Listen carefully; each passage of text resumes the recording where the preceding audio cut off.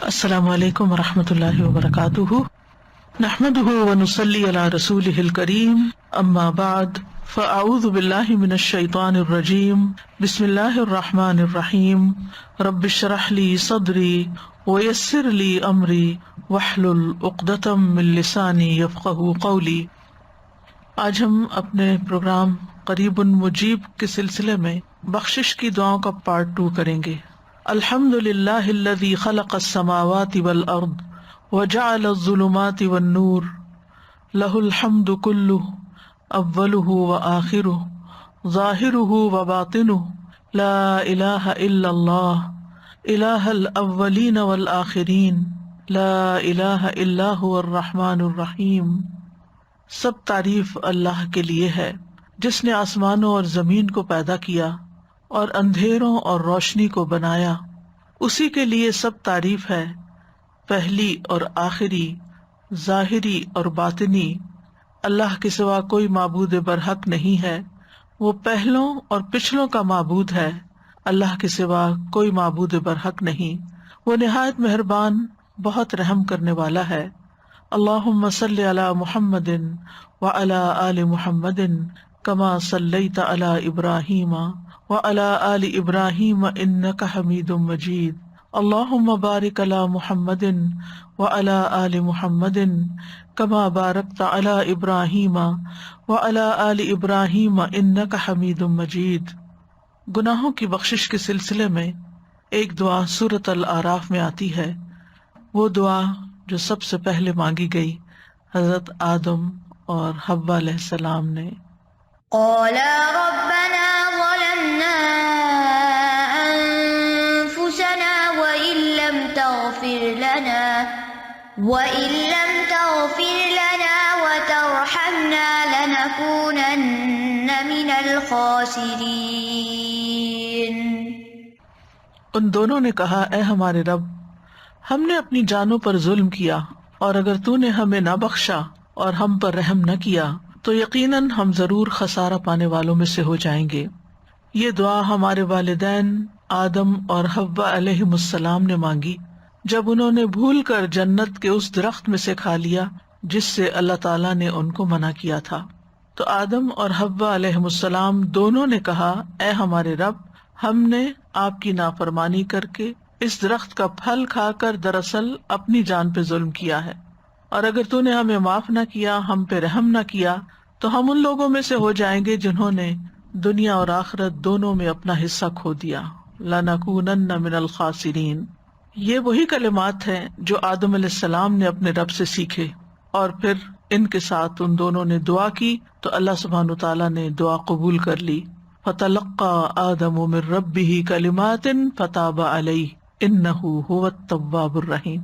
تو اس میں ایک بہت بڑی ہوپ ہے، ایک امید ہے کہ اگر ان کلمات کے ساتھ آدم اور حوا علیہ السلام کی دعا قبول ہوئی، ان کو اللہ تعالیٰ نے معاف کر دیا، تو انشاءاللہ اللہ سبحانہ تعالیٰ ہمارے گناہوں کو بھی معاف کر دے گا اور ہمیں بھی بخش دے گا۔ تو قالا، دونوں نے کہا، ربنا، اے ہمارے رب، ظلمنا انفسنا، ہم نے اپنی جانوں پر ظلم کیا۔ جب انسان اللہ تعالیٰ کی نافرمانی کرتا ہے، اللہ تعالیٰ کے حکم کی مخالفت کرتا ہے، تو اللہ سبحانہ تعالیٰ کو کوئی نقصان نہیں پہنچتا، اس کا کچھ نہیں جاتا، اس کی بادشاہت، اس کی ملکیت، اس کی قدرت سب اپنی جگہ رہتی ہے، اس کو کسی قسم کا کوئی نقصان نہیں پہنچتا۔ نقصان پہنچتا ہے تو خود انسان کو پہنچتا ہے، گناہ کرنے والے کو پہنچتا ہے۔ لہذا جب انسان اللہ سبحانہ تعالیٰ کی کوئی بات نہیں مانتا یا اللہ کے حکم کی نافرمانی کر کے مخالفت کرتا ہے تو دراصل اپنی جان پر ظلم کرتا ہے۔ ظلم کا مطلب ہوتا ہے کسی چیز کو اس کے خاص مقام پر جو اس کے لیے ہے وہاں نہ رکھنا، خواہ کمی یا زیادتی کر کے یا اس کے صحیح وقت یا اصلی جگہ سے اس کو ہٹا دینا، یہ ظلم ہوتا ہے۔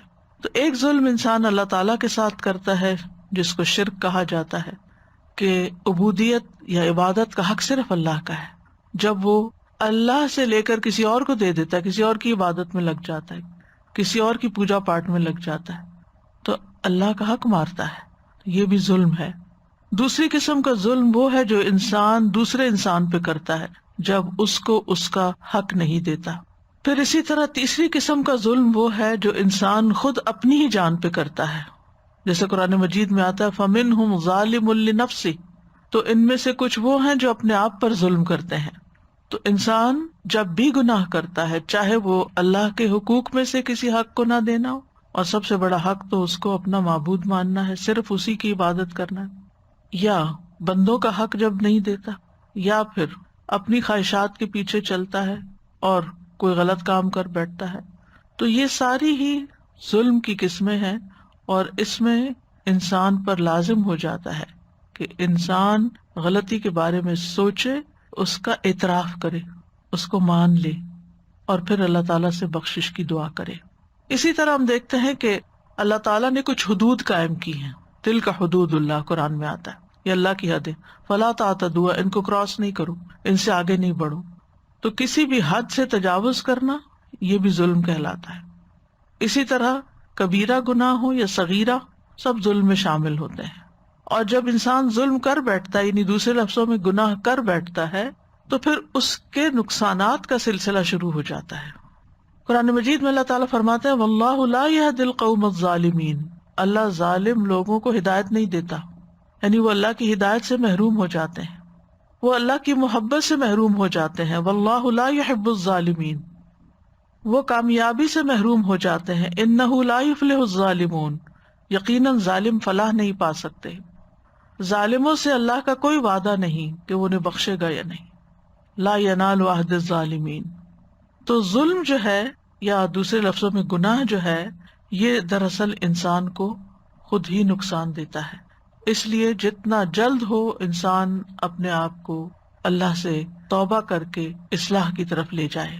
اسی دعا میں آ گیا تھا وَإِن لَّمْ تَغْفِرْ لَنَا وَتَرْحَمْنَا، اگر تو نے ہمیں بخشا نہیں اور ہم پہ رحم نہیں فرمایا، لَنَكُونَنَّ مِنَ الْخَاسِرِينَ، یعنی اگر تو نے ہمارے پچھلے گناہ معاف نہ کیے اور تو نے ہماری اس توبہ کو قبول کر کے ہم پہ رحم نہ فرمایا، ہماری اس تکلیف کو دور نہ کیا، یعنی مغفرت، یعنی ہمارے گناہ کو معاف کر کے ہماری اس گلٹ اور جو اندر ایک تکلیف ہوتی ہے اس کو دور نہ کیا، اور رحمت کا مطلب ہے ہم پر خیر و برکت نازل نہ کی، تو ہم خسارے میں پڑ جائیں گے۔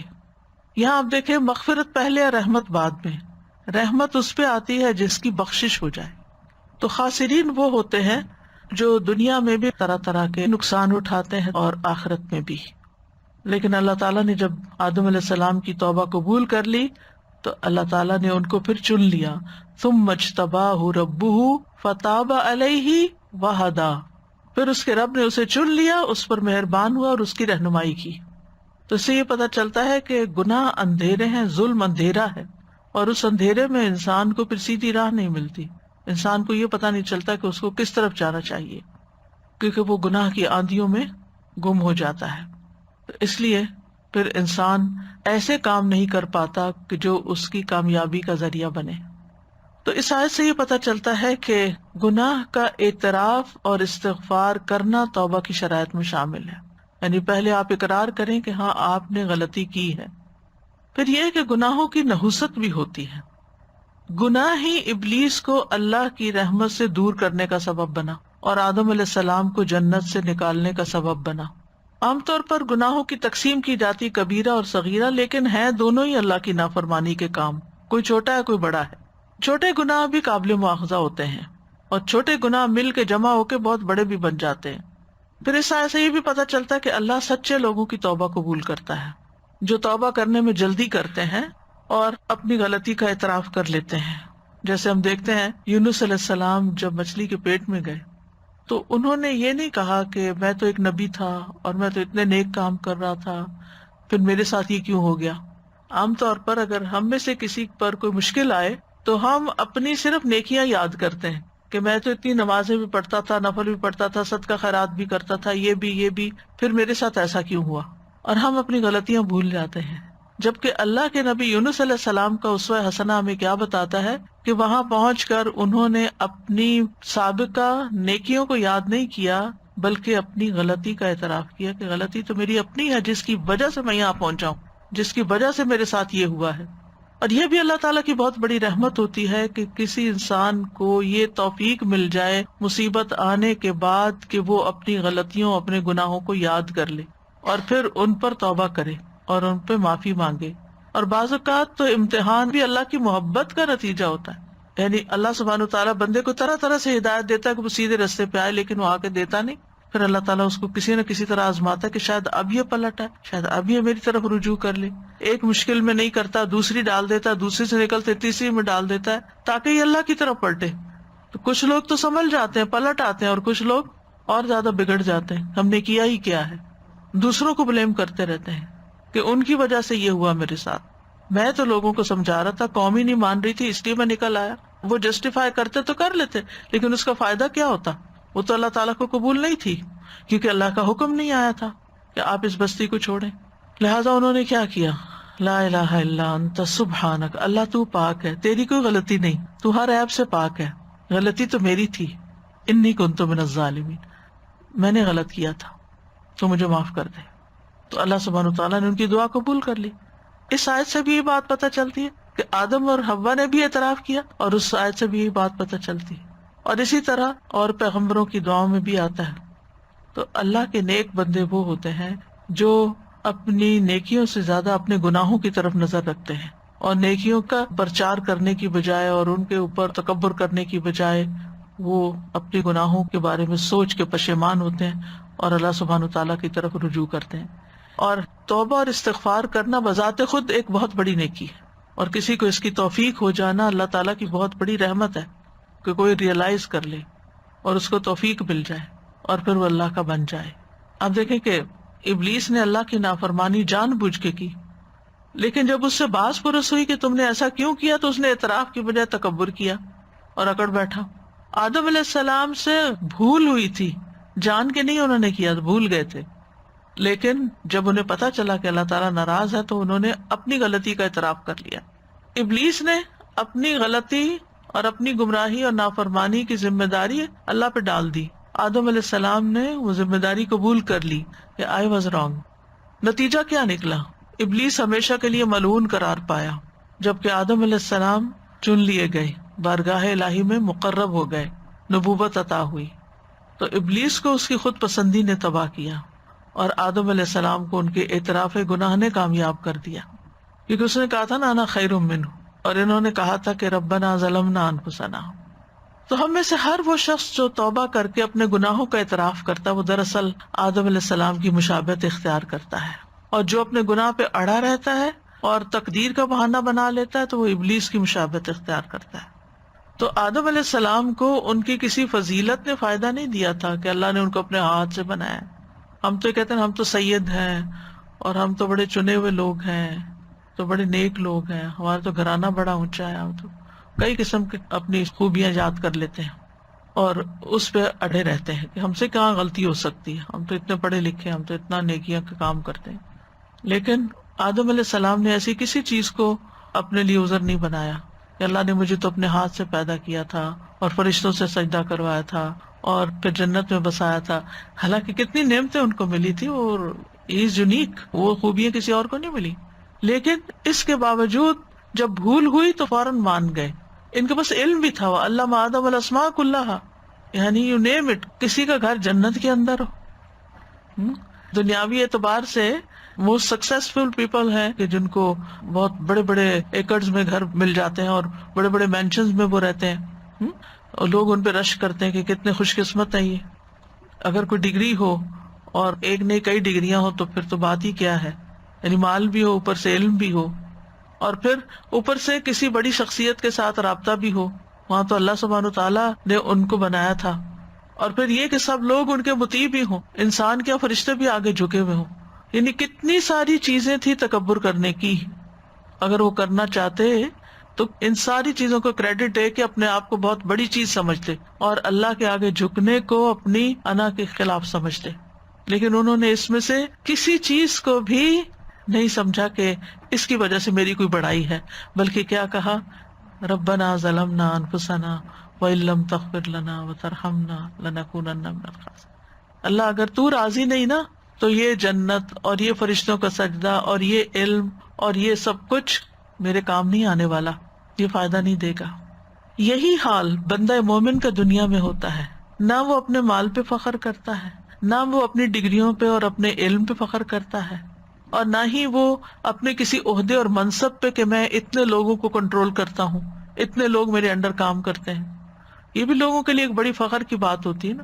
لوگ بعض اوقات اپنا تعارف کراتے ہیں نا کہ میری یہ کمپنی ہے اور اتنے لوگ میرے پاس کام کرتے ہیں، تو ایک فخر کی بات ہو جاتی ہے نا. تو وہ تو فرشتے ان کے آگے جھکے تھے، وہ کہہ سکتے تھے میں تو وہ ہوں جس کے آگے فرشتے جھک چکے ہیں، لیکن نہیں. یہی انسان کی انسانیت ہے، یہی اصل میں اللہ کے ساتھ فرما برداری اور اللہ تعالیٰ کے ساتھ ایک تعلق ہے کہ انسان سب کچھ ہوتے ہوئے بھی اللہ کے آگے جھکنے والا ہو اور اپنی غلطیوں کو دیکھنے والا ہو، اپنی غلطیوں کا اعتراف کرنے والا ہو کہ میں کچھ نہیں ہوں. اور یہ بھی آپ دیکھیے کہ دنیا میں ہمیں کتنی بھی عزت اور کتنا بھی شرف مل چکا ہو، لیکن اگر اللہ راضی نہیں اور اللہ کی نافرمانیاں کر کے گئے تو کوئی ٹھکانا نہیں، کسی نے کام نہیں آنا، کوئی فائدہ نہیں دے گا. تو لا ملجا ولا منجا منک الا الیک، تجھ سے بھاگ کے تو نہ کوئی ٹھکانا ہے اور نہ کوئی پناہ گاہ ہے مگر تیری طرف، پناہ تیرے ہی پاس ہے. تو انہوں نے رب کی تعظیم بجا لاتے ہوئے ادب کے ساتھ معاملہ کیا، اور یہی ہم سب پر لازم ہے کہ رب کی تعظیم کریں. اور یہ جو ہم اس عشرے میں ہر وقت اللہ اکبر اللہ اکبر اللہ اکبر پکار رہے ہیں، اس کا مقصد یہی. مجھے تو اس دفعہ اس کا مطلب بھی کچھ اور طرح سمجھ آیا ہے کہ اللہ سبحانہ وتعالیٰ ان 10 دنوں میں ہمیں پوری طرح ٹریننگ دے رہے ہیں. یعنی میں غور کر رہی تھی کہ کیوں آخر سب سے افضل کام ان دنوں میں تکبیر پڑھنا ہے، صدقہ خیرات کو، روزے کو، نماز کو، باقی چیزوں کو، یعنی وہ بھی اپنی جگہ نیکیاں ہیں، افضل ہیں، لیکن سب سے افضل کام تکبیرات پڑھنا ہے. تو جب ہم شعور کے ساتھ اللہ کو بڑا مان لیتے ہیں تو پھر آپ دیکھیے 10 دن ہم پکارتے رہے اللہ سب سے بڑا، اللہ سب سے بڑا، اللہ سب سے بڑا. تو پھر کیسے ہو سکتا ہے ہم اللہ کا حکم نہ مانیں؟ پھر کیسے ہو سکتا ہے ہم اللہ تعالیٰ کا ادب نہ کریں؟ پھر کیسے ہو سکتا ہے ہم اللہ کے آگے نہ جھکیں؟ پھر کیسے ہو سکتا ہے کہ خالصتاً اللہ ہی کی رضا کے لیے کوئی کام نہ کریں؟ کیونکہ ہمیں بڑوں کے سامنے بڑا بننے کی اور ان کی نظروں میں بڑا بننے کی خواہش ہوتی ہے نا، کہ کوئی بڑا ہمیں اکنالج کرے. آپ دیکھیں چھوٹے چھوٹے بچے بھی ہوتے ہیں نا، تو جب کوئی ان سے بات کرتے پہلے اپنے ماں باپ کو دیکھتے ہیں نا کہ وہ راضی ہیں کہ میں اس سے بات کروں یا میں یہ کام کر لوں. تو اسی طرح جو انسانوں کا غلام ہوتا ہے وہ صرف انسانوں کی طرف دیکھتا ہے، میرے ماں باپ خوش ہیں میں یہ کام کر لوں، کوئی نہیں دیکھتا اللہ خوش ہے یا نہیں. عام طور پہ لوگ صرف اپنے سے اوپر جو بڑا ہے اس کو دیکھ لیں گے. استاد خوش ہے، پیر خوش ہے، بزرگ میرا خوش ہے، فلاں خوش ہے، اگر وہ خوش ہے تو بس ٹھیک ہے، یہی میری جنت ہے. اور بعض اوقات لوگ اپنے ماں باپ کو خوش کرنے کے لیے اپنی بیوی پہ ظلم ڈھا رہے ہوتے ہیں. وہ کہتے ہیں یہی ہماری جنت ہے ماں باپ، یہ اگر ہم سے خوش ہے ہماری مرضی جس کے چاہے حقوق مار لیں. تو یہ جو غلطیوں کو نہ جاننا، نہ پہچاننا، نہ ان پہ معافی مانگنا، نہ ان سے نکلنا، یہ ایک اپنی جان پہ ظلم ڈھانا ہے. تو کسی انسان کو اس بات کی توفیق مل جائے کہ وہ اپنی غلطی دیکھ سکے اور اس پر شرمندہ ہو جائے اور پھر اللہ کے آگے جھک جائے، اللہ کو اپنا رب مان لے اور پھر اپنی حالت کو پیش کرے، ظلمنا انفسنا، اللہ جان پہ ظلم ہو گیا، ہم نے غلطی کر لی ہے، اور پھر اپنے معاملے کو اللہ کے سپرد کر دے. وَإِن لَّمْ تَغْفِرْ لَنَا وَتَرْحَمْنَا، اور پھر امید رکھے کہ اللہ ہمیں معاف کر دے گا، اور اگر نہ کیا تو پھر تو کوئی نجات کی جگہ ہی نہیں، لَنَكُونَنَّ مِنَ الْخَاسِرِينَ. تو اس لیے یہ دعا بہت کچھ سکھاتی ہے ہمیں. یعنی آدم اور حوا نے جو پہلی دعا کی ہے، انسانیت نے جو پہلی دعا کی، وہ اپنی غلطیوں کے اعتراف کی، کیونکہ جب بخشش ہو جاتی ہے نا تو باقی دعائیں قبول ہو جاتی ہیں. کیونکہ اگر ہمارے اوپر گناہوں کے ڈھیر ہیں اور ہم کہتے ہیں یا اللہ میں رزق دے، روزی دے، اولاد دے، فلاں دے، فلاں دے، تو ابھی تو آپ کا دروازہ ہی نہیں کھلا، تو آپ باقی چیزیں کہاں سے لیں گے؟ تو سب سے پہلے تو استغفار کر کے، اپنی غلطیاں مان کے، توبہ کر کے اپنے بوجھ ہٹائیں اور اپنی راہیں آسان کریں، اور پھر اللہ کا قرب ملے گا اور پھر رحمت اور بخشش آئے گی. قال رب إني ظلمت نفسي فاغفر لي فغفر له إنه هو الغفور الرحيم. اے میرے رب، بلا شبہ میں نے اپنے آپ پر ظلم کیا، لہٰذا مجھے معاف فرما دے. یہ دعا موسیٰ علیہ السلام نے اس وقت مانگی جب ان سے بغیر ارادے کے ایک انسان قتل ہو گیا تھا، بغیر ارادے کے. آدم علیہ السلام نے بھی گناہ کا ارادہ نہیں کیا تھا، اور یہاں موسیٰ علیہ السلام نے بھی جان بوجھ کے غلطی نہیں کی تھی، لیکن بہرحال قتل تو قتل تھا نا، قتل ہو گیا. ایک جان چلی گئی تو انہوں نے اپنی غلطی کا اعتراف کر لیا، پھر اللہ سے اپنے گناہ کی معافی مانگ لی. قال رب انی ظلمت نفسی فاغفر لی فغفر لہ انہ هو الغفور الرحیم. اے میرے رب، بلا شبہ میں نے اپنے آپ پر ظلم کیا ہے، لہٰذا مجھے معاف کر دے. چنانچہ اللہ نے اسے معاف کر دیا، بلا شبہ وہ بڑا بخشنے والا رحم کرنے والا ہے. فغفر لہ انہ هو الغفور الرحیم. اس سے یہ پتہ چلتا ہے کہ انسان ہے، چاہے نبی بن جائے، کوئی ولی ہو، بزرگ ہو، کوئی دین میں، نیکیوں میں، عبادت میں بہت آگے نکلا ہوا انسان ہو. کیونکہ ہم کیا سوچتے ہیں، اس انسان سے نہیں غلطی ہو سکتی، یہ تو بہت نیک ہے، یہ تو دوسروں کو سکھاتا ہے، اور یہ تو اتنا عالم ہے، اور یہ تو فلاں ہے، یہ بھلا کیسے غلطی کر سکتا؟ نہیں، انسان ہے، انسان کو انسان ہی سمجھے، اور کسی سے بھی غلطی ہو سکتی. ضروری نہیں کہ وہ ارادتاً کرے، وہ اچانک بھی ہو سکتی ہے. لیکن غلطی کے بعد پھر وہ کرتا کیا ہے، اس کا رسپانس کیا ہے، یہ دیکھنے کی چیز ہے. تو گناہ کے بعد ندامت اور شرمندگی اور اعتراف، یہ اللہ تعالیٰ کو محبوب ہے.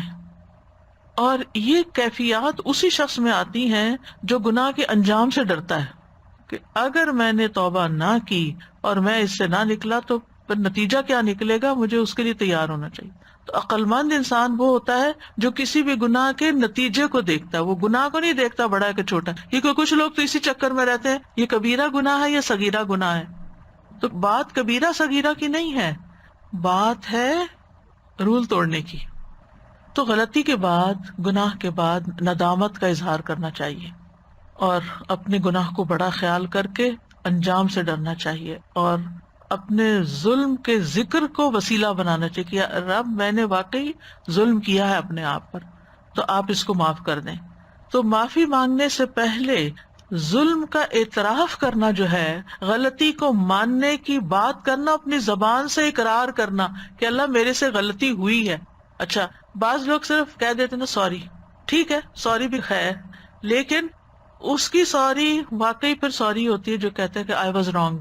لیکن یہ جملہ بولنا بہت مشکل کام. خالی سوری لفظ کہہ دینا پھر آسان ہوتا ہے، لیکن یہ اعتراف کرنا کہ آئی واز رانگ، یہ بہت بڑے دل کی بات ہوتی ہے. اور یہاں بخشش ہوئی بھی اس وجہ سے کہ زبان سے بولا گیا کہ ظلمت نفسی انی کنت من الظالمین، ربنا ظلمنا انفسنا. اور پھر یہ کہ گناہ ہونے کے فوراً بعد توبہ کرنا، اس کو ڈیلے نہیں کرنا، پرولونگ نہیں کرنا. کیوں؟ اس لیے کہ گناہوں کے اپنے نقصان ہوتے ہیں. بہت سی چیزیں ایسی ہوتی ہیں نا کہ اگر آپ ان کا بروقت علاج نہ کریں، مثلا کچھ بیماریاں ایسی ہوتی ہیں آپ ان کا بروقت علاج نہ کریں تو بڑھ جاتی، مثلا کینسر. اگر آپ علاج نہیں کریں تو وہ گریڈ 1 سے 2 میں، 2 سے 3، 3 سے 4 میں جائے گا اور ہلاکت کا سبب بنے گا. تو اس کو جتنا جلدی پکڑ لیا جائے اور جتنا جلدی اس کا علاج ہو جائے اتنا ہی اچھا ہے. اسی طرح کچھ اور بیماریاں بھی ہو سکتی ہیں، یعنی جسمانی بیماریاں، اسی طرح اخلاقی بیماریاں. اگر انسان ان سے توبہ نہیں کرتا تو وہ بڑی ہوتی جاتی. اسی طرح دو لوگوں کے بیچ میں کوئی مس انڈرسٹینڈنگ ہو گئی ہے، میاں بیوی میں جھگڑا ہو گیا ہے، اگر جلدی صلح کر لیں گے اور ایک دوسرے کو منا لیں گے تو دل صاف ہو جائیں گے، بوجھ ہلکے ہو جائیں گے، گاڑی پھر چل پڑے گی.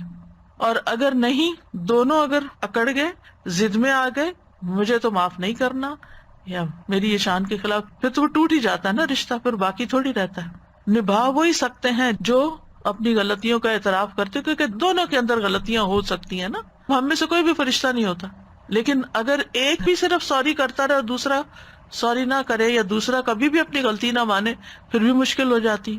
آپ دیکھیں نا کہ جب ہمارے اندر فلیکسیبلٹی ہوتی ہے، جب ہمارے اندر نرمی ہوتی ہے تو نرم چیز آپس میں جڑ جاتی ہے، پھر اگر الگ بھی ہو جائے نا جڑ جاتی، نرمی جوڑ دیتی ہے. اسی لیے وہ حدیث میں آتا ہے نا کہ مفہوم بتا رہی ہے حدیث، یعنی ایک گھرانے کے لیے سب سے یعنی جو فائدہ مند چیز ہے وہ نرمی. تو اسی طرح نہ صرف یہ کہ ازواجی زندگی میں کہیں آپ کولیگز ہیں، یعنی کسی جگہ پہ جاب کریں، کام کریں، آپ دیکھیں بہت سے لوگوں کو اچھے سے اچھی جاب ملتی ہے، کچھ عرصے وارننگ لیٹر مل کے فارغ کر دیا جاتا ہے، کیونکہ ان کی اکڑی کہیں نہیں ختم ہوتی اور ضد میں آئے رہتے ہیں اور اپنی غلطی نہیں مانتے، سوری نہیں کرتے. نتیجہ ہر جگہ سے دھتکارے جاتے ہیں، لیکن پھر بھی نہیں سبق سیکھتے، پھر بھی نہیں ریئلائز کرتے کہ ہماری غلطی ہے. آپ دیکھیے کبھی انسان سوچے کہ دوسرے کو معاف کر دینا اور درگزر کرنا کتنی بڑی خوبی ہے. اللہ سبحانہ تعالیٰ کی صفت ہے العفو، اور اللہ تعالیٰ معاف کرنے کو پسند کرتا ہے. اور اللہ سے بڑا کون ہے؟ اللہ سے بڑا تو کوئی نہیں نا. جب اللہ سبحانہ تعالیٰ معاف کر دیتا ہے تو ہمیں بھی معافی مانگتے ہوئے کیا کرنا چاہیے؟ اللہم انک عفو تحب العفو فاعف عنی. لیکن اللہ سے معافی مانگتے ہوئے پہلے ہمیں دوسروں کو معاف کرنا چاہیے. تو گناہوں کے اپنے نقصان ہوتے ہیں. ان میں سے سب سے بڑا نقصان کیا ہے کہ دل مردہ ہو جاتا ہے. دل مردہ ہو جاتا ہے. حدیث میں آتا ہے بے شک جب کسی مومن سے کوئی گناہ سرزد ہوتا ہے تو اس کے دل پہ ایک سیاہ دھبا پڑ جاتا ہے. اگر وہ توبہ کرے اور گناہ سے باز آ جائے اور استغفار کر لے تو اس کا دل چمکا دیا جاتا ہے. ورنہ جتنے گناہ بڑھتے جاتے ہیں اتنے ہی سیاہ دھبے بڑھتے جاتے ہیں، حتیٰ کہ اس کے دل پہ وہ زنگ چھا جاتا ہے جس کا ذکر اللہ تعالیٰ قرآن مجید میں یوں کرتے ہیں، کلا بل ران علی قلوبہم ما کانوا یکسبون، کہ ان کے دلوں پر اپنی کمائیوں کی وجہ سے زنگ لگ گیا ہے. پھر اسی طرح دل اندھا ہو جاتا ہے. اسی آیت کے بارے میں ایک قول یہ ہے کہ حسن بصری کہتے ہیں کہ گناہ پہ گناہ کرنا حتیٰ کہ وہ دل کو اندھا کر دے. انسان کو پھر کچھ سمجھ نہیں آتا، نظر نہیں آتا. گناہوں کی وجہ سے انسان علم سے محروم ہو جاتا ہے. ابن القیم کہتے ہیں کہ علم روشنی اور نور ہے جو اللہ دل میں ڈالتا ہے، لیکن گناہوں سے یہ روشنی بجھ جاتی ہے، انسان سے اچھے برے کی تمیز ختم ہو جاتی ہے. امام شافعی جب امام مالک کے سامنے حصول علم کے لیے بیٹھے اور ان کے سامنے پڑھنے لگے، یہ آپ کو معلوم ہوگا کہ امام مالک کی تدریس کا طریقہ بہت انوکھا تھا، ویری یونیک. وہ خود نہیں سکھاتے تھے کسی کو، خود نہیں پڑھتے تھے، وہ طالب علم سے حدیث پڑھواتے تھے، اور اس کو عرض کہتے ہیں حدیث کی اصطلاح میں. اسی لیے ان سے جب حدیث روایت ہوتی ہے تو اخبرنا کا لفظ آتا ہے. حدثنا ہوتا ہے جب کوئی حدیث ہمیں بیان کرتا ہے، جیسے میں آپ کو حدیث پڑھ کے سنا رہی تو آپ کہہ سکتے ہیں کہ ہمیں انہوں نے یہ حدیث بیان کی.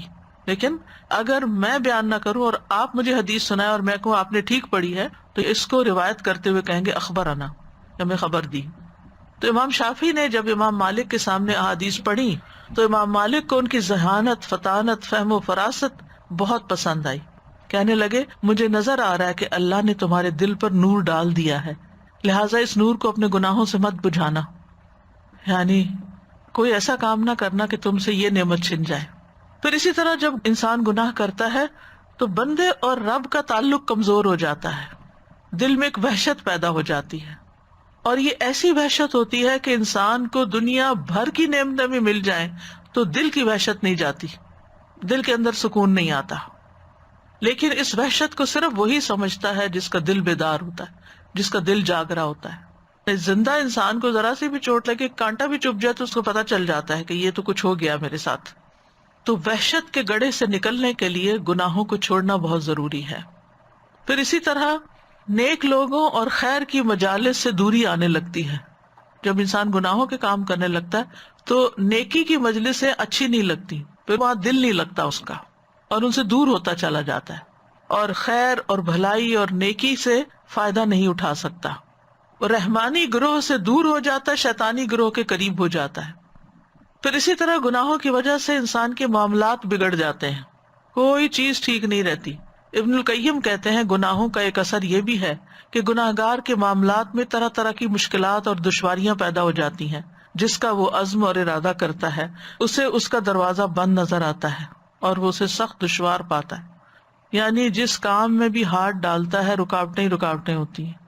اور آپ نے کئی بار لوگوں کو یہ شکایت کرتے ہوئے سنا ہوگا کہ میں جس بھی کام میں ہاتھ ڈالتا ہوں آگے کوئی نہ کوئی رکاوٹ آ جاتی ہے. اچھا، وہاں بھی آپ دیکھیں کہ عمومی طور پر لوگ اپنی غلطی کو نہیں سوچتے کہ ہم نے تو نہیں کسی کے کام میں رکاوٹ ڈالی، ہم نے تو نہیں کسی کی لگ پلنگ کی ہوئی، ہم نے تو نہیں کسی اور کا گھر توڑا ہوا. اپنی کوئی غلطی یاد نہیں کریں گے. کیا کہیں گے؟ یہ فلاں نے نظر لگا دی ہے، فلاں نے جادو کر دیا، یہ فلاں کے حسد کی وجہ سے یہ ہو گیا. پھر سارا بلیم دوسروں پر، اپنی غلطی کو نہیں دیکھنا. کتنے لوگ ہیں جو لا الہ الا انت سبحانک انی کنت من الظالمین کہہ کے اپنے ظلم کو اپنے اندر محسوس کریں کہ میں نے یہ بھی غلطی کی ہوئی ہے، میں یہ بھی کی، یہ بھی پتہ نہیں کون سی غلطی آگے آئی ہوئی ہے. لوگ دوسروں کے لیے پڑھتے ہیں، 1000 تم پڑھ دو، 1000 فلاں پڑھ دے، وہ فلاں پڑھ دے. تو یہی میں ہمیشہ کہتی ہوں کہ آپ کسی کے بہاف پہ کہہ رہے ہیں، مسئلہ اس کا ہے اور آپ کہہ رہے ہیں میں ظالم ہوں. ٹھیک ہے، ہم میں سے ہر شخص ظالم ہے کسی نہ کسی درجے میں، لیکن کسی کے بہاف پہ کیسے پڑھ سکتے ہیں؟ تو جب سوچے سمجھے بغیر انسان پڑھتا ہے تو پھر اس کا کیا فائدہ ہو سکتا ہے؟ ریسنٹلی میری ایک فرینڈ ہے بچپن کی، وہ ان کے ساتھ میرا کافی باتیں شروع ہوئی تو وہ وڈو ہوئی، انہوں نے اپنی بیٹی کی شادی کی. بہت میں نے سمجھایا کہ آپ اپنی لمٹس میں ہی کریں، لیکن پھر بھی انہوں نے اتنا قرضہ اٹھا لیا اس شو شاہ میں اور سب دکھاوے میں اور سب کچھ. اور جیسے ہی شادی ختم ہوئی ساتھ ہی بیٹے سے نا کوئی ایکسیڈنٹ ہو گیا اتنا خوفناک کہ بندہ مر گیا. اب وہ بار بار اب جو نیک بندہ ملتا ہے اس کو کہتی میرے بیٹے کے لیے دعا کریں، وہ لوگ معاف کر دیں، وہ معاف کر دیں. اور پھر پتہ نہیں میرے سے بات کرتے کرتے اس کو ایک دم احساس ہوا کہ میں نے بہت دکھاوا کر دیا، تو یہ تو نہیں ہوا کہ بھئی یہ مجھے اس کی سزا ملی. میں نے کہا اللہ نے آپ کو خود ہی سجا سجا دیا. اب آپ استغفار کریں. تو یہ ہوتا ہے کہ ہمیں خود کو احساس نہیں ہوتا، جب آپ کسی سے بات کرتے ہیں تو کئی دفعہ آپ کی وہ بات اللہ تعالیٰ سجا بھی دیتا ہے. وہ لیئرز آ جاتی ہیں نا اوپر، وہ ہٹتی ہیں تو پھر انسان کو آئینہ نظر آتا ہے. پھر یہ کہ ابن القیم کہتے ہیں کہ عمر، رزق اور عبادت کی برکت چھن جاتی ہے، کہ گناہوں کی ایک سزا یہ بھی ہے کہ عمر، رزق، علم، عمل، اطاعت، عبادت کی برکتیں چھن جاتی ہیں. دین و دنیا کی خیر و برکت گناہگار سے سلب کر لی جاتی ہے. نافرمان بندے کو آپ سب سے زیادہ خیر و برکت سے خالی پائیں گے. نہ اس کی عمر میں برکت ہوگی، نہ اس کے دین و دنیا کے کسی کام میں، کسی کام کا نہیں. کیونکہ اللہ تعالیٰ کا وعدہ ہے وَلَوْ أَنَّ أَهْلَ الْقُرَىٰ آمَنُوا وَاتَّقَوْا لَفَتَحْنَا عَلَيْهِمْ بَرَكَاتٍ مِّنَ السَّمَاءِ وَالْأَرْضِ وَلَٰكِنْ كَذَّبُوا فَأَخَذْنَاهُمْ بِمَا كَانُوا يَكْسِبُونَ.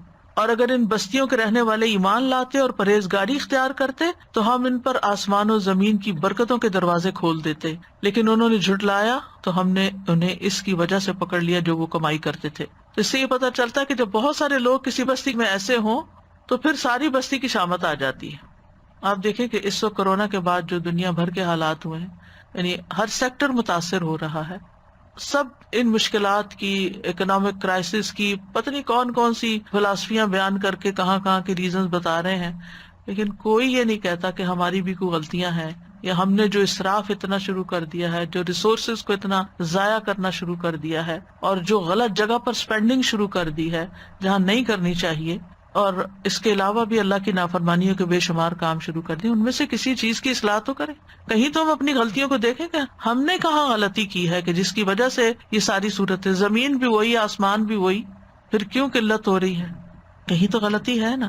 اس طرف کوئی جاتا ہی نہیں، سوچتا ہی نہیں، ایک دوسرے کو بلیم کرتے رہتے ہیں، فلاں کرپٹ ہے، فلاں چور ہے، فلاں ایسا ہے، فلاں ویسا ہے.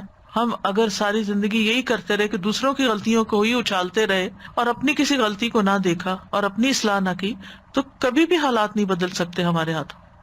اللہ تعالیٰ فرماتے ہیں وَأَن لَوِ اسْتَقَامُوا عَلَى الطَّرِيقَةِ لَأَسْقَيْنَاهُمْ مَاءً غَدَقًا. اور اگر یہ لوگ سیدھے رستے پر قائم رہتے تو ہم انہیں ضرور بہت وافر پانی پلاتے. پانی سے مراد دنیا کی نعمتیں اور ساری رونقیں، ہم ان کو نعمتیں عطا کرتے. پھر کیونکہ گناہوں کے ارتکاب سے بندے کی روزی بھی کم ہو جاتی ہے، رزق روزی کم ہو جاتی ہے، عمر بھی کم ہو جاتی ہے. ابن القیم کہتے ہیں کہ گناہوں کی ایک تاثیر یہ ہے کہ گناہ عمر کو تباہ کر دیتے ہیں. عمر کی ساری برکتیں بندے سے چھن جاتی ہیں. یعنی جس طرح نیکی عمر کو بڑھاتی ہے، اسی طرح فسق و فجور کم کرتا ہے. اس کا کیا مطلب ہے؟ یعنی یہ بھی ہو سکتا ہے جیسے رسول اللہ صلی اللہ علیہ وسلم نے فرمایا عمر میں اضافہ صرف نیکی ہی کرتی. یعنی آپ نیکی کرو اپنی ذات میں یا کسی انسان کے ساتھ بھلا کرو تو اس سے عمر میں برکت ہو جائے گی. یعنی چاہے آپ 50 سال جیے، 60-70 سال جیے، لیکن اس میں آپ بہت اچھے اچھے کام کر جائیں گے. یعنی آپ اپنی آخرت کی اچھی تیاری کر جائیں گے. برکت کا مطلب ہوتا ہے چھوٹی چیز میں بڑا فائدہ. پھر اسی طرح ذلت اور صغار مسلط ہو جاتی ہے. سلمان تمیمی کہتے ہیں کہ ایک آدمی تنہائی میں اللہ کی نافرمانی کرتا ہے، اکیلے کو گناہ کرتا ہے. جب وہ صبح کرتا ہے تو اس پر نافرمانی کی ذلت چھائی ہوئی ہوتی ہے. حسن بصری کہا کرتے تھے اگرچہ گھوڑے ان کو شاہانہ چال سے لے جا رہے ہوں اور خچر ان کو بگا رہے ہوں، نافرمانی کی ذلت ان کی گردنوں سے چپکی رہتی ہے. اللہ نے اس بات کے علاوہ کا انکار کر دیا کہ وہ ان کو ذلیل کرے جو اس کی نافرمانی کرتے ہیں. یعنی چاہے دنیاوی شان و شوکت ان کے پاس بہت ہوتی، اندر کا سکون نہیں ہوتا. جو اللہ کی اطاعت کرتا ہے اللہ اس کا ولی بن جاتا ہے. اللہ ولی الذین آمنوا یخرجہم من الظلمات الی النور. عبداللہ بن عباس کہتے ہیں نیکی کی چہرے پر خاص چمک ہوتی ہے اور دل پر اس کی خاص روشنی ہوتی ہے. نیکی کی وجہ سے رزق میں بھی برکت آتی ہے، بدن طاقتور ہوتا ہے، لوگوں کے دلوں میں آپ کی محبت بڑھتی ہے. جبکہ برائی کی وجہ سے چہرے پر پھٹکار پڑتی ہے، دل سیاہی میں ڈوب جاتا ہے، بدن بھی کمزور ہو جاتا ہے، روزی میں برکت نہیں رہتی، لوگ بھی بغض کرنے لگتے ہیں. پھر اسی طرح حال اور مستقبل کی نعمتوں کا زوال ہو جاتا ہے. ابن القیم کہتے ہیں کہ گناہوں کی ایک سزا یہ بھی ہے کہ ان سے حاضر اور موجود انعام زائل ہو جاتے ہیں اور انسان آئندہ آنے والی نعمتوں سے بھی محروم ہو جاتا ہے، یعنی اس کو خیر و بھلائی ملنے والی ہوتی ہے اس سے محروم ہو جاتا ہے. آپس کی محبت ختم ہو جاتی ہے. نبی صلی اللہ علیہ وسلم فرمایا کرتے تھے، اس ذات کی قسم جس کے ہاتھ میں محمد صلی اللہ علیہ وسلم کی جان ہے، جو دو آدمی بھی آپس میں ایک دوسرے سے محبت کرتے ہوں اور ان دونوں کے درمیان جدائی ہو جائے، الگ ہو جائیں وہ، تو وہ یقیناً ان میں سے ایک کے گناہ کی وجہ سے ہوگی. یعنی ویسے ان کی آپس میں بہت محبت تھی لیکن جدائی ہو گئی. کیوں ہوئی؟ ان میں سے ایک کے گناہ کی وجہ سے ساتھ چلا گیا. کبھی سوچتے نہیں، لیکن یہ مسند احمد کی حدیث ہے اور نبی صلی اللہ علیہ وسلم جو بات بتاتے ہیں وہ وحی پر مبنی ہوتی ہے. آپ اپنے دل سے نہیں بتا رہے ہوتے، اللہ تعالیٰ کی طرف سے دل میں ڈالا جاتا ہے. پھر اسی طرح جب بندہ گناہ اور معاصی کے کام کرنے لگتا ہے تو شیطان مسلط ہو جاتا ہے اور وہ اسے اور غلط رستوں پہ لے جاتا ہے. اسی وجہ سے انسان پھر ایک گناہ کے بعد ایک گناہ کرنے لگتا ہے، ایک ظلم کے بعد ایک اور ظلم ڈالنے لگتا ہے. وَمَن يَعْشُ عَن ذِكْرِ الرَّحْمَنِ نُقَيِّضْ لَهُ شَيْطَانًا فَهُوَ لَهُ قَرِينٌ. جو شخص رحمان کے ذکر سے آنکھیں بند کر لیتا ہے، ہم اس پر ایک شیطان مسلط کر دیتے ہیں جو اس کا ساتھی بن جاتا ہے. بعض گناہوں پر لعنت کی گئی ہے جیسے سود کا کھانا اور کھلانا. پھر اسی طرح گودنے والی اور گدوانے والی اور جو ٹیٹوز بناتے ہیں. پھر انسان نیکیوں سے محروم کر دیا جاتا ہے، یعنی نیکی کرنے کے مواقع نہیں ملتے اس کو اور نیکیوں کے دروازے بند ہوتے جاتے ہیں. گناہ کی وجہ سے بعض اوقات انسان ایسی نیکی سے محروم ہو جاتا ہے جو نیکی دنیا و مافیا سے بہتر تھی، وہ اپرچونٹی چلی گئی. جو بزنس کرتے ہیں ان کو معلوم ہے کہ بعض بزنسز ایسے ہوتے ہیں کہ آپ اس میں ہاتھ ڈال دیں تو آپ کہیں سے کہیں پہنچ جاتے ہیں. ایک ہی ڈیل کافی ہو جاتی ہے آپ کو بہت اونچا لے جانے کے لیے، اور اگر وہ ڈیل ہاتھ سے چلی جائے، موقع چلا جائے، کوئی اور آگے آ جائے تو انسان ساری زندگی ریگریٹ کرتا رہتا ہے، کاش میرے پاس ہوتی وہ چیز تو میں آج کہاں سے کہاں ہوتا. آپ بعض اوقات کو سودا کر رہے ہوتے ہیں تو چھوٹی موٹی بات کی وجہ بن جاتی ہے، آپ پیچھے ہٹ جاتے ہیں اور بعد میں آپ کو احساس ہوتا ہے کہ آپ نے غلط کیا. تو ایسے ہی نیکیوں کے بھی مواقع ہوتے ہیں، خاص طور پر ان 10 دنوں میں. یہ 10 دن پورے سال سے افضل ہیں اور ان میں سب سے آسان کام اللہ کا ذکر ہے جو ہم ہر حال میں کر سکتے ہیں. لیکن پھر بھی میں نے دیکھا ہے کہ لوگ ادھر ادھر کی فضول باتیں کرنے سے باز نہیں آتے. کہیں 2 لوگ مل گئے، ادھر ادھر کی گپ شپ شروع ہو گئی، بیکار کی باتیں، بیکار کے تبصرے، بیکار کے مشورے جن کا کوئی فائدہ نہیں، بولے جا رہے، ذکر نہیں کرتے، نہ کرنے دیتے ہیں، نہ خود کرتے ہیں نہ کرنے دیتے ہیں. ظاہر ہے کہ جب آپ کے سر پہ کوئی آ کے کھڑا ہو جو فضول باتیں کرنے، آپ ذکر کر بھی رہے ہو تو ہر جملے میں بھولیں گے. احساس نہیں ہے نا زیاں کا، نقصان کا، کہ ہم کتنا بڑا نقصان کریں، ایک اپنا اور ایک دوسرے کو خلل ڈالنے کا. تو یہ ہم سب سوچے سب سے افضل عمل ان دنوں میں تکبیر پڑھنے کا. ہم ایک دن میں کتنی پڑھ لیتے ہیں، کتنی دفعہ پڑھتے ہیں؟ آخر محروم کیوں ہے؟ کیوں نہیں یاد رہتا؟ کیوں نہیں زبان پہ چڑھتی؟ کیوں نہیں کر پاتے؟ کیا ہمیں یقین نہیں ہے کہ واقعی یہ سب سے افضل کام ہے؟ مانتے بھی ہیں ہاں ہے، پھر کرتے بھی نہیں ہیں، پھر یہ کیسا یقین ہے؟ تو ضرور انسان کو سوچنا چاہیے کہ کیا چیز رکاوٹ بنی ہوئی ہے آخر میرے آگے. پھر بعض اوقات یہ ہوتا ہے کہ ایک گناہ کئی گناہوں میں ملوث کر دیتا ہے انسان. وہ ایک نہیں ہوتا، جیسے ایک جھوٹ بولتا ہے نا انسان، کئی اور بولنے پڑ جاتے ہیں اس کو. پھر توبہ کا ارادہ کمزور ہوتا ہے ایسے بندے کا، یعنی گناہوں کی کثرت کی وجہ سے. وہ کہتا ہے توبہ کس لیے کرنی ہے، میں تو اتنا گناہ گار ہوں اور میرا نہیں خیال میں ان سے نکل سکتا ہوں اور یہ چھوڑنا سب کچھ مشکل ہے، لہذا توبہ بھی نہیں کرتا. اور جب توبہ نہیں کرتا تو گناہوں کے ساتھ جینا سیکھ جاتا ہے، گناہ کی نفرت بھی دل سے چلی جاتی ہے، وہ اس کی عادت سی بن جاتی ہے. اگر دل پہ بوجھ ہے تو بوجھ لیے پھر رہا ہے اور پھر گناہوں کو حقیر سمجھنے لگتا ہے انسان. عبداللہ بن مسعود کہتے ہیں کہ مومن اپنے گناہوں کو ایسے محسوس کرتا ہے جیسے وہ کسی پہاڑ کے نیچے بیٹھا ہو اور ڈرتا ہے کہ اس کے اوپر نہ گر جائے. اور بدکار اپنے گناہوں کو مکھی کی طرح ہلکا سمجھتا ہے کہ اس کے ناک کے پاس سے گزری اور اس نے اپنے ہاتھ سے یوں بے پرواہی سے اسے بگا دیا. پھر اسی طرح گناہوں کی وجہ سے بلائیں اترتی ہیں، مصیبتیں آتی ہیں. وما اصابکم من مصیبت فبما کسبت ایدیکم ویعفو عن کثیر. اور تمہیں جو بھی مصیبت پہنچی تو وہ اس کی وجہ سے جو تمہارے ہاتھوں نے کمایا، اور وہ بہت سی چیزوں سے درگزر کر جاتا ہے.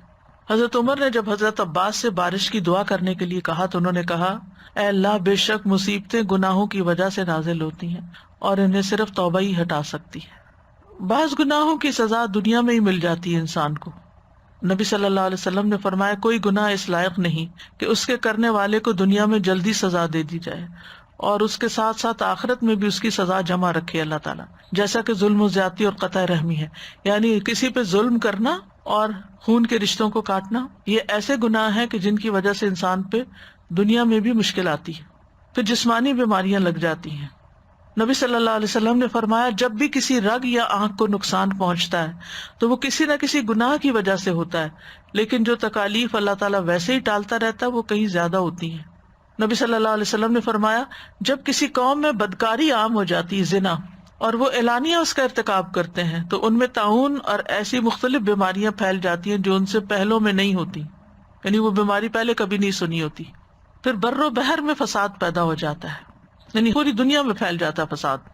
عمومی طور پر عذاب آتا ہے، قوموں کی ہلاکت کا سبب بنتا ہے، باقی مخلوق پر بھی گناہوں کے اثرات پڑتے ہیں۔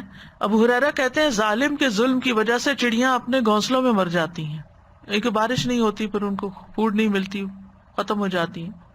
مجاہد کہتے ہیں قحط سالی میں جانور اور چوپائے ظالم انسانوں پہ لعنت بھیجتے ہیں جن کی وجہ سے برسات رک گئی، یعنی جب قحط پڑتا ہے اور جانور مر جاتے ہیں، آپ نے کئی دفعہ دیکھا ہوگا ڈراؤٹ کی وجہ سے کس طرح جانور مرے پڑے ہوتے ہیں، وہ انسانوں پہ لعنت بھیج رہے ہوتے ہیں۔ اسکاٹ کا کوسٹل ایریا نا سارا، ہاں through out coastal area, 4 cities میں پوری کوسٹ میں مری ہوئے برڈ فلو ہے، اور وہاں پہ ان آئیلینڈس پہ ٹورزم اتنا زیادہ تھا کہ کوئی حد نہ ہو۔ اب دے کانٹ گو دیر، پورا وہ بےچارے لاشیں اٹھا رہے ہیں ان کے برڈز کی۔ اللہ تعالیٰ رحم فرمائے۔ چڑیاں اپنے گھونسلوں میں مر جاتی ہیں۔ اکرمہ کہتے ہیں زمین کے جانور، کیڑے مکوڑے، چھپکلیاں اور بچھو تک چلا اٹھتے ہیں کہ بنی آدم کے گناہوں کی وجہ سے ہم پر برسات رک گئی ہے۔ تو صرف گناہ گار کو اس کے گناہوں کی سزا نہیں ملتی بلکہ بے گناہوں پر بھی وہ منتقل ہو جاتی ہے۔ اسی لیے امر بالمعروف اور نہی عن المنکر کرنا چاہیے کہ دوسروں کو روکنا چاہیے جو غلط کام کر رہا ہو۔ اور ایسے لوگ جب مرتے ہیں تو سب آرام پا جاتے ہیں۔ رسول اللہ صلی اللہ علیہ وسلم نے فرمایا یعنی فاجر بندہ جو ہوتا ہے اس کے مرنے پر بندے، شہر، درخت، چوپائے سب آرام پاتے ہیں، اور اگر انسان توبہ کیے بغیر مرتا ہے تو قیامت کے دن انسان پر گناہوں کا بوجھ ہوگا، اور قیامت کے دن جب سورج صرف 1 میل کی مسافت کے برابر قریب آ جائے گا اور اس کی گرمی میں اتنا اضافہ ہو جائے گا کہ دماغ ہانڈیوں کی طرح ابلنے لگیں گے تو لوگ اپنے اپنے گناہوں کے اعتبار سے پسینے میں ڈوبے ہوئے ہوں گے، یعنی جتنے جس کے گناہ ہوں گے اتنا اس کا پسینہ ہوگا، کسی کا ٹخنوں تک، کسی کا پنڈلی تک، کسی کا جسم کے درمیان تک، کسی کے منہ میں پسینے کی لگام ہوگی۔ پھر اسی طرح بعض گناہ نیکیوں کو ضائع کر دیتے ہیں، جیسے حقوق العباد میں اگر کسی پہ ظلم ڈھایا تھا۔ اب سوال یہ پیدا ہوتا ہے کہ کرنا کیا چاہیے؟ گناہوں پر توبہ کرنی چاہیے، انشاءاللہ کل کا لیکچر اس سے متعلق ہوگا، اور اس کے ساتھ ساتھ استغفار کرنی چاہیے، اللہ سے بخشش مانگنی چاہیے کہ یا اللہ تو ہمیں بخش دے۔ استغفار کرنے سے بخشش مل جاتی ہے، اللہ تعالیٰ راضی ہو جاتے ہیں۔ ابو ہریرہ کہتے ہیں رسول اللہ صلی اللہ علیہ وسلم نے فرمایا ہمارا رب تبارک و تعالیٰ ہر رات کو اس وقت آسمان دنیا پہ آتا ہے جب رات کا آخری تہائی حصہ رہ جاتا ہے، وہ کہتا ہے کوئی ہے جو مجھ سے دعا کرے تو میں اس کی دعا قبول کروں، کوئی ہے جو مجھ سے مانگے تو میں اسے دوں، کوئی ہے جو مجھ سے بخشش طلب کرے یعنی استغفار کرے تو میں اس کو بخش دوں۔ سورۃ النساء میں آتا ہے وَمَن يَعْمَلْ سُوءًا أَوْ يَظْلِمْ نَفْسَهُ ثُمَّ يَسْتَغْفِرِ اللَّهَ يَجِدِ اللَّهَ غَفُورًا رَحِيمًا، اور جو شخص کوئی برا کام کر بیٹھے یا خود پہ ظلم کر لے پھر اللہ سے بخشش طلب کرے تو وہ اللہ کو بہت بخشنے والا، خوب رحم کرنے والا پائے گا، یعنی اللہ سبحانہ تعالیٰ اس کو معاف فرما دے گا۔ لہٰذا ہمیں استغفار کرتے رہنا چاہیے، کیونکہ اللہ کے سوا ہے کون جو بخش دے؟ فاستغفروا لذنوبہم ومن یغفر الذنوب الا اللہ، اللہ کے سوا کوئی گناہوں کو نہیں معاف کر سکتا، اور توبہ سے گناہ مٹ جاتے ہیں، جیسے التائب من الذنب کمن لا ذنب لہ، گویا اس نے کوئی گناہ کیا ہی نہیں۔ رسول اللہ صلی اللہ علیہ وسلم نے فرمایا بائیں طرف والا فرشتہ 6 گھڑیاں مسلمان گناہ گار بندے سے اپنا قلم اٹھائے رکھتا ہے، اگر وہ شرمندہ ہو اور توبہ کر لے تو قلم رکھ دیتا ہے، لکھتا ہی نہیں، ورنہ ایک گناہ لکھ دیتا ہے۔ 6 گھڑیاں، یہ نہیں پتہ چلتا کہ گھنٹے ہیں یا منٹ ہیں یا جتنے، لیکن چلے منٹ بھی ہوں تو یا گھنٹے ہوں تو، یا منٹ ہوں گے یا گھنٹے ہوں گے۔ اور پیچھے جو میں نے ذکر کیا تھا کہ گناہوں سے دلوں پہ زنگ لگ جاتا ہے تو اس کا علاج بھی استغفار ہے، استغفار سے دل چمک کر صاف ہو جاتے ہیں۔ پھر نیکیاں کرنا، نیکیاں برائیوں کو مٹا دیتی ہیں، زیادہ سے زیادہ خیر کے کام کرنا، اللہ تعالیٰ کی رحمت آتی ہے استغفار کرنے سے۔ لولا تستغفرون اللہ لعلکم ترحمون، تم اللہ سے بخشش کیوں نہیں مانگتے تاکہ تم پہ رحم کیا جائے۔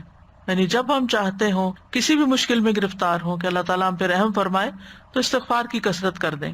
وَتُوبُوا إِلَى اللَّهِ جَمِيعًا أَيُّهَا الْمُؤْمِنُونَ لَعَلَّكُمْ تُفْلِحُونَ. دنیا کی زندگی میں بھی اچھا سامان ملتا ہے. وَأَنِ اسْتَغْفِرُوا رَبَّكُمْ ثُمَّ تُوبُوا إِلَيْهِ يُمَتِّعْكُمْ مَتَاعًا حَسَنًا إِلَىٰ أَجَلٍ مُّسَمًّى وَيُؤْتِ كُلَّ ذِي فَضْلٍ فَضْلَهُ. سورۃ ہود میں آتا ہے اور یہ کہ تم لوگ اپنے گناہ اپنے رب سے معاف کراؤ پھر اس کی طرف متوجہ رہو، وہ تم کو ایک وقت مقرر تک اچھا سامان زندگی دے گا اور زیادہ عمل کرنے والے کو زیادہ ثواب دے گا. تو اس سے پتہ چلتا ہے کہ دنیا میں بھی سامان زندگی ملتا ہے اگر انسان استغفار کرتا رہتا ہے.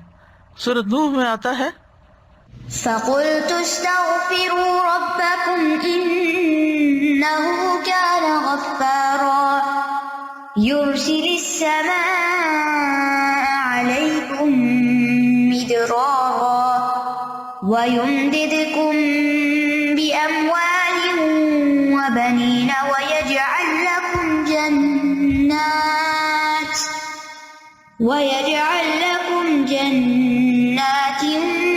وَيَجْعَلْ لَكُمْ أَنْهَارًا.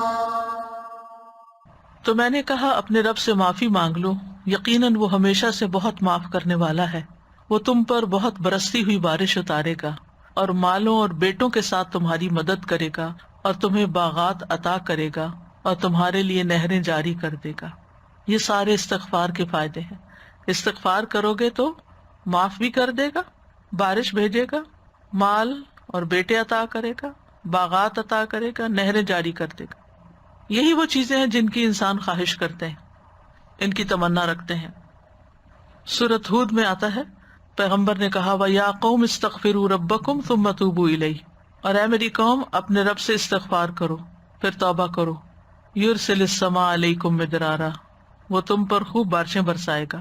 وَيَزِدْكُمْ قُوَّةً إِلَىٰ قُوَّتِكُمْ. اور تمہیں تمہاری قوت کے ساتھ اور قوت دے گا، تمہاری نفری بڑھا دے گا، تمہیں اسٹرانگ نیشن بنا دے گا. وَلَا تَتَوَلَّوْا مُجْرِمِينَ. اور مجرم بنتے ہوئے منہ نہ موڑو. اسی طرح بیماریوں کا علاج بھی ہے.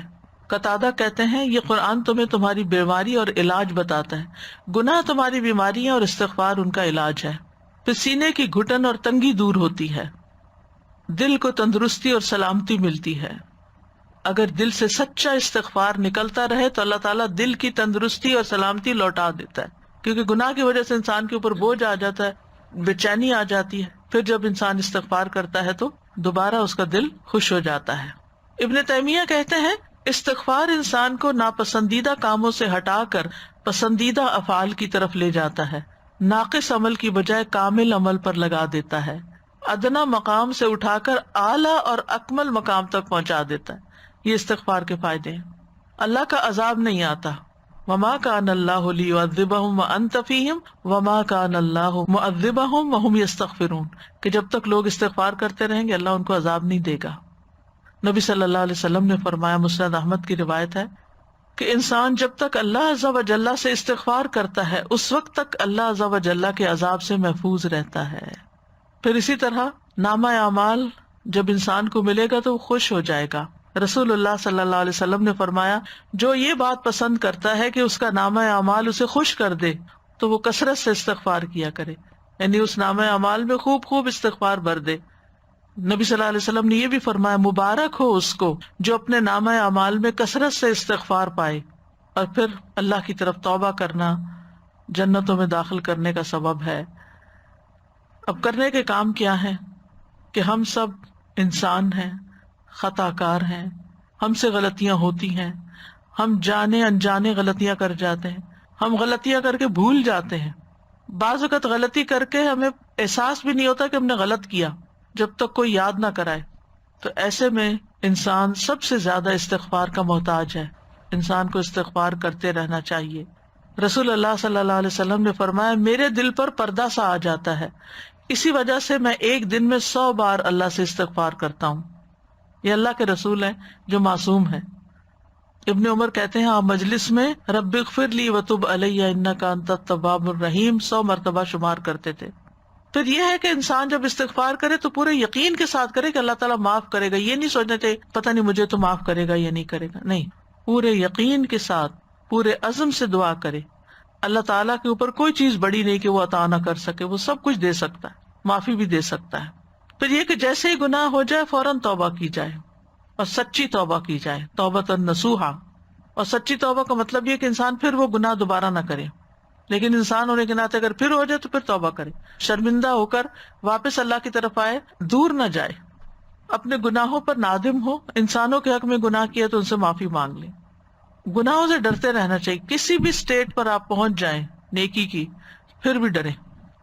ابو ایوب کہتے ہیں ایک آدمی نیک عمل کرتا ہے اور اس عمل پر بھروسہ کرنے لگتا ہے، میں نے تو حج کر لیا، میں نے تو قرآن پڑھ لیا، میں نے تو صدقہ کر لیا، میں نے تو اتنے نوافل پڑھ لیے، تو انسان اپنی اس نیکی کو انف سمجھنے لگتا، بہت ہو گیا، بہت کچھ کر لیا۔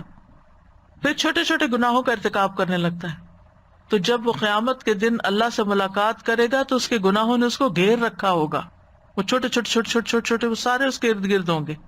اور ایک آدمی برا عمل کرتا ہے پھر ہمیشہ اس سے ڈرتا ہے، یہاں تک کہ اللہ کو قیامت کے دن اس حال میں ملے گا کہ بے خوف ہوگا۔ یعنی جو ڈرتے ہوئے استغفار کرتے ہوئے زندگی بسر کرتا ہے، وہ جب وہاں جائے گا تو ہر چیز صاف ہو چکی، خوش ہوگا۔ اور آخری چیز اور اہم ترین چیز یہ کہ اللہ تعالیٰ سے ہم دعا کرتے رہیں، اور سب سے پہلے یہی دعائیں، ربنا ظلمنا انفسنا وان لم تغفر لنا وترحمنا لنکونن من الخاسرین۔ پھر موسیٰ علیہ السلام کی دعا، رب انی ظلمت نفسی فاغفر لی۔ پھر ربنا اغفر لنا ذنوبنا واسرافنا فی امرنا وثبت اقدامنا وانصرنا علی القوم الکافرین۔ اے ہمارے رب ہمارے گناہ بھی معاف فرما، اور ہمارے کام میں اگر کوئی زیادتی ہو گئی ہے تو اسے بھی معاف کر دے، ہمیں ثابت قدم رکھ اور کفار کے مقابلے میں ہماری مدد فرما۔ یہاں اسراف کا لفظ آیا ہے، صرف ہر وہ کام جو انسان انجام دیتا اور حد سے بڑھ جاتا ہے، باؤنڈریز میں نہیں رہتا، یعنی حد سے تجاوز کرنا اسراف کہلاتا ہے۔ اعتدال پہ رہنا بڑا ضروری ہے، نہ انسان کم کرے نہ زیادہ کرے۔ تو جب ہم کہتے ہیں ربنا اغفر لنا، اللہ ہمارے گناہوں پہ پردہ ڈال دے، ان کو ڈھانپ دے، چھپا دے، اور ہمارے کبیرہ صغیرہ سب گناہوں کو معاف فرما دے۔ پھر ایک اور دعا ہے سورۃ الاعراف میں، انت ولینا فاغفر لنا وارحمنا وانت خیر الغافرین۔ تو ہی ہمارا مولا ہے، تو ہی ہمارا سرپرست ہے، لہٰذا ہمیں معاف کر دے اور ہم پہ رحم فرما، تو ہی سب سے بڑھ کر معاف کرنے والا ہے۔ یہ حضرت موسیٰ کی دعاؤں میں سے ہے۔ تو انہوں نے دعا اللہ کی تعریف سے شروع کی، انت ولینا، تو ہمارا دوست ہے، تو ہمارا مددگار ہے، فاغفر لنا، تو ہمیں معاف کر دے۔ تو اللہ کے ولی ہونے کا وسیلہ پکڑا انہوں نے، اور پھر بخشش مانگی۔ کہتے ہیں نا کہ اللہ کے ناموں سے پکارو اس کو، یہ بھی ایک طریقہ ہے اس کا۔ پھر ربنا اغفر لنا ولاخواننا الذین سبقونا بالایمان ولا تجعل فی قلوبنا غلا للذین آمنوا ربنا انک رؤوف الرحیم۔ اے ہمارے رب ہمیں بھی بخش دے اور ہمارے ان بھائیوں کو بھی بخش دے جو ہم سے پہلے ایمان لائے تھے، اور جو لوگ ایمان لائے ہیں ان کے لیے ہمارے دلوں میں کوئی کدورت نہ رہے۔ اے ہمارے رب تو بڑا شفقت کرنے والا اور رحم کرنے والا ہے۔ یہ تو قرآنی دعائیں تھی بخشش کی۔ مسنون دعائیں، استغفر اللہ و اتوب الیہ، استغفر اللہ و اتوب الیہ، دن میں کم از کم 100 دفعہ پڑھیں۔ اے اللہ میں استغفار اور توبہ کرتا ہوں۔ پھر اللہم اغفر لی ذنبی و خطئی و عمدی، اے اللہ میرے گناہوں، لغزشوں اور جان بوجھ کر کیے جانے والے گناہوں کو معاف کر دے۔ پھر اسی طرح ایک اور دعا ہے، اللہم اغفر لی ما اخطأت وما تعمدت وما اسررت وما اعلنت وما جہلت وما تعمدت۔ اے اللہ میرے ان گناہوں کو معاف کر دے جو میں نے غلطی سے کیے، جان بوجھ کر کیے، علانیہ طور پہ کیے، نادانی میں کیے، یا جانتے بوجھتے ہوئے کیے۔ یہ استغفار کا کارڈ ہے نا، اس میں یہ دعائیں موجود ہیں۔ نبی صلی اللہ علیہ وسلم تشہد اور سلام پھیرنے کے دوران یہ دعا پڑھتے تھے، درود شریف کے بعد، اس وقت پڑھی جا سکتی ہے یہ دعا۔ اللہم اغفر لی ما قدمت وما اخرت وما اسررت وما اعلنت وما اسرفت وما انت اعلم به منی انت المقدم وانت المؤخر لا الہ الا انت۔ یہ دعا تشہد کے بعد پڑھتے تھے۔ وہ ایاک نستعین میں بھی ہے، اور نماز کے بعد کے اذکار کی جو دعا ہے ان میں بھی ہے، اور استغفار کا جو پنک کارڈ ہے اس کے اندر بھی ہے۔ اے اللہ میرے ان گناہوں کی مغفرت فرما جو میں نے پہلے کیے اور جو بعد میں کیے، جو چھپ کے کیے، جو ظاہراً کیے، اور جو میں نے زیادتی کی، اور وہ گناہ جن کو تو مجھ سے زیادہ جانتا ہے۔ تو ہی آگے بڑھانے والا، تو ہی پیچھے کرنے والا ہے، تیرے سوا کوئی معبود نہیں۔ نبی صلی اللہ علیہ وسلم کی اکثر یہ دعا ہوتی تھی، اللہم اغفر لی ما اخطأت وما تعمدت وما اسررت وما اعلنت وما جہلت وما تعمدت. آپ صلی اللہ علیہ وسلم اپنے سجدوں میں یہ دعا پڑھتے تھے، اللہم اغفر لی ذنبی کلہ دقہ وجلہ اولہ وآخرہ وعلانیتہ وسرہ. اے اللہ میرے سارے گناہ معاف کر دے، چھوٹے بڑے، اول آخر، ظاہری اور پوشیدہ. پھر یہ دعا بھی، اللہم انی ظلمت نفسی ظلما کثیرا ولا یغفر الذنوب الا انت فاغفر لی مغفرۃ من عندک وارحمنی انک انت الغفور الرحیم. اے اللہ میں نے اپنی جان پر گناہ کر کے بہت ظلم کیے اور تیرے علاوہ کوئی بھی گناہوں کو معاف نہیں کر سکتا، اس لیے اپنے پاس سے میرے گناہوں کو معاف فرما اور مجھ پر رحم فرما، بے شک تو بڑا بخشنے والا نہایت مہربان ہے. تو نبی صلی اللہ علیہ وسلم ایک اور دعا بھی کرتے تھے، رب اغفر لی خطیئتی وجہلی واسرافی فی امری کلہ وما انت اعلم بہ منی اللہم اغفر لی خطایای وعمدی وجہلی وہزلی وکل ذلک عندی اللہم اغفر لی ما قدمت وما اخرت وما اسررت وما اعلنت انت المقدم وانت المؤخر وانت علی کل شیء قدیر. یہ صحیح بخاری کی دعا ہے. یعنی اے اللہ میرے سارے گناہوں کو مٹا دے، اے میرے رب میری خطا، میری نادانی اور تمام معاملات میں میرے حد سے تجاوز کرنے میں میری مغفرت فرما، وہ گناہ بھی جن کو تو مجھ سے زیادہ جاننے والا ہے. اے اللہ میری مغفرت کر میری خطاؤں میں، میرے ارادے کے ساتھ کیے ہوئے کاموں اور بلا ارادہ کاموں میں، میرے ہنسی مذاق کے کاموں میں. بعض اوقات انسان ہنسی مذاق میں غلط باتیں کر جاتا ہے اور یہ سب میری طرف سے ہیں. اے اللہ میری مغفرت کر ان گناہوں میں جو میں کر چکا ہوں اور جو کروں گا، اور جنہیں میں نے چھپایا اور جنہیں میں نے ظاہر کیا. تو سب سے پہلے ہے اور تو ہی سب سے بعد میں ہے، اور تو ہر چیز پر قدرت رکھنے والا ہے. وآخر دعوانا ان الحمد للہ رب العالمین. سبحانک اللہم وبحمدک اشہد ان لا الہ الا انت استغفرک واتوب الیک. السلام علیکم ورحمۃ اللہ وبرکاتہ.